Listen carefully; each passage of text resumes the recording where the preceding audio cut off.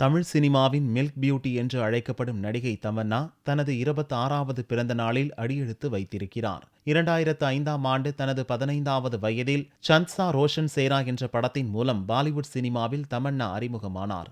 அதே ஆண்டு ஸ்ரீ என்ற படத்தின் மூலம் டோலிவுட்டிலும் இவர் கால் பதித்தார். 2006ஆம் ஆண்டு ரவிகிருஷ்ணா இலியானா இணைந்து நடித்த கேடி படத்தின் மூலம் தமிழ் சினிமா உலகில் தமன்னா அறிமுகமானார். தொடர்ந்து பாலாஜி சக்திவேலின் இயக்கத்தில் வெளியான கல்லூரி திரைப்படம் தமன்னாவிற்கு நல்ல பெயரை பெற்று தந்தது. தொடர்ந்து வெளியான படிக்காதவன், அயன், கண்டேன் காதலை, பையா மற்றும் சிறுத்தை போன்ற படங்களின் மூலம் தமிழ் சினிமாவின் வெற்றி நாயகியாக தமன்னா மாறினார். இடையில் சில காரணங்களால் தமிழ் சினிமாவில் காணாமல் போயிருந்த தமன்னாவை தனது வீரம் படத்தின் மூலம் அஜித் மீட்டு வந்தார். வீரம் படத்தில் அஜித்தின் காதலியாக கோப்பெருந்தேவி எனும் கதாபாத்திரத்தில் தமன்னா நடித்திருந்தார்.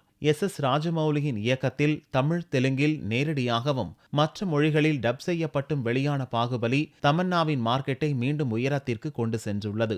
உலகம் முழுவதும் வசூலை வாரி குவித்த இந்த படத்தில் பிரபாஸின் காதலியாக அவந்திகா என்னும் புரட்சி பெண் கதாபாத்திரத்தில் தமன்னா நடித்திருந்தார். 11 வருடங்களில் நடிக்க வந்த 11 ஆண்டுகளில் தமிழ், தெலுங்கு மற்றும் ஹிந்தியில் இதுவரை 35 படங்களுக்கும் அதிகமாக நடித்திருக்கிறார். இதில் ஹாப்பி டேஸ், பாகுபலி மற்றும் கல்லூரி, கண்டேன் காதலை ஆகிய படங்கள் தமன்னாவின் திரையுலகில் சொல்லிக் கொள்ளும் படமாக அமைந்திருந்தன. தமன்னா தற்போது பாகுபலி 2, ஊப்ரி மற்றும் விஜய் சேதுபதியின் தர்மதுரை ஆகிய படங்களில் நடித்து வருகிறார். நடிப்பு தவிர்த்து நகைக்கடை ஒன்றையும் தமன்னா நடத்தி வருவது குறிப்பிடத்தக்கது.